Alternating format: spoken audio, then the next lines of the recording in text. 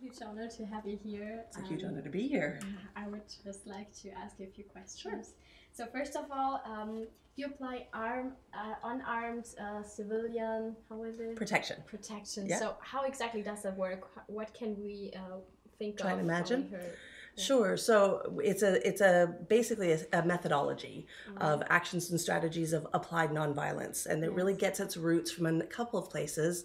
The civil rights movement in the U.S., when you saw people coming together in nonviolent protest, resisting having a violent response to violence around them, organizing themselves.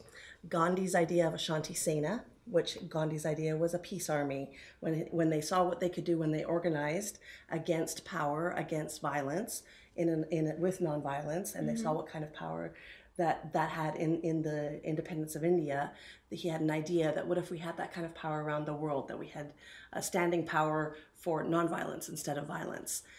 And then it was developed in Latin America with the Solidarity movement in the 1980s, when it was realized that if in villages or with human rights defenders, people who were being threatened with violence, if there was people from the international community around them providing protective accompaniment, protective presence, those who would have actualized the violence towards those people will not.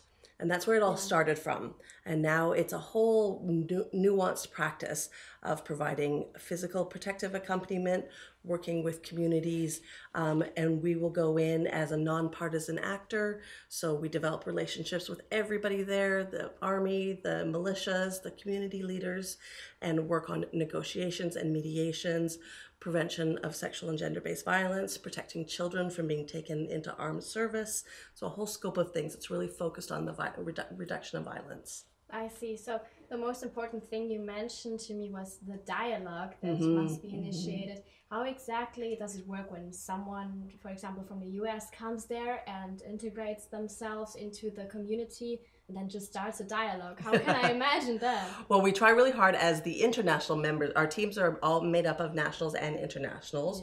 And we try really hard as the internationals are there for technical support and in places where an international presence really helps to provide more protection. That's not true in all places, and that's not necessary in all places. But in terms of those who will lead on mediation, those who will lead on dialogue, it's always people from the community. So our job there is to really amplify their voices to help keep the space safe enough for them to be able to do that. Sometimes they need a little preparation and coaching, but always it's the primacy of the local actors is critical for us. As a Canadian going to any other country, I have no business saying this is what the outcome of your conflict should be. That is not my role. What I'm worried about is that people are safe enough and that they have enough space to be able to have that dialogue and to be able to create the peace that they want to create. All right, thank you. So, for example, you have someone in the community who doesn't feel safe. How do they get in contact? How can you reach them? How does it work in this case then? Sure. When we first go into a community, we spend a lot of time relationship building. It's the real foundation of the work that we do.